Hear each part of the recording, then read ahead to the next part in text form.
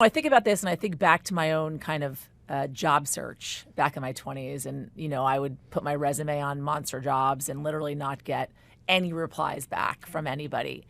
How is what you're seeing out there with recent college grads different than what we experienced in our initial job searches? Yeah.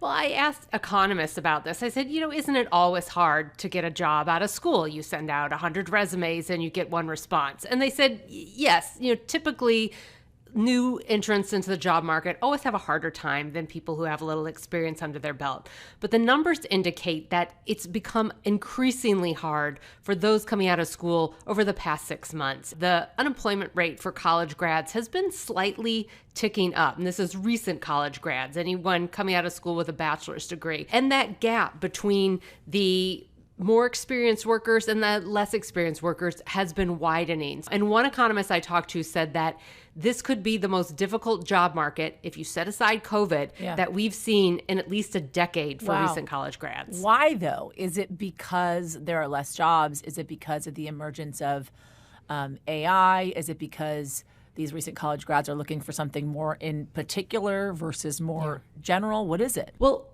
the economist I talked to said it's not so much about their qualifications, what they majored in. It has a lot more to do about the job market as a whole. We saw economic data come out last week indicating that the hiring market has significantly slowed. While unemployment's still relatively low, there has been a big slowdown in hiring. And a couple main factors that economists point to is, one, there was a lot of hiring the past couple years, especially coming out of the pandemic. There was a surge in demand. So employers were all of a sudden snatching up workers, rapidly expanding their workforces. So they're a little bit at capacity. They did a lot of hiring, and now they kind of can pump the brakes. But the second big one is just a general economic uncertainty that's going on right now, whether it's about tariffs, whether it's about tax policy, whether it's about what AI might mean to your company going forward. Employers are just pumping the brakes on adding any new workers because they don't feel like they know what the picture's going to look like even a few months or a year from now. It's interesting, and it shows why I'm not an economist, but what I would think is that there would be more companies willing to hire recent college graduates because they're cheaper. Yeah. And I mean, we've certainly seen that in past economic downturns and when we've seen the labor market shift or slow down.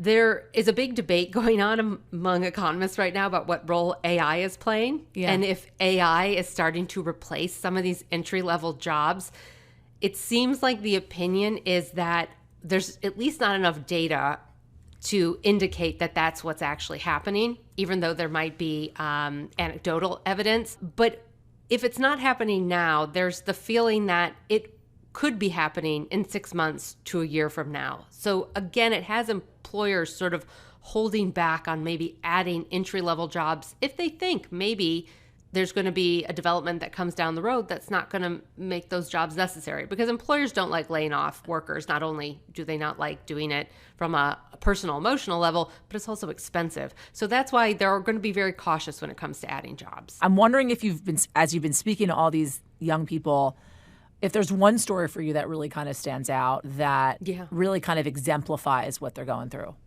Yeah, I mean, there were so many of them, but one that really stuck out to me was a recent grad in Atlanta.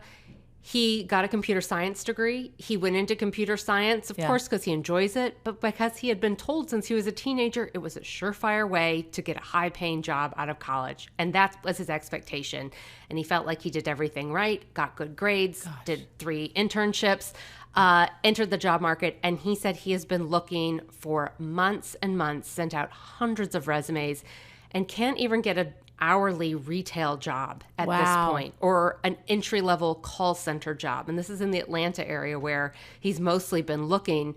So it just struck out to me as someone who thought they were doing everything right, and is now in a position where he's spending down his savings, living back home with his parents, and the really only job offer he got was a 4 a.m. shift at Starbucks, which he ended up declining because he said it would just mess up too much with his schedule and his ability to keep applying for jobs and interviewing if he was having to wake up at 2:30 in the morning. Yeah.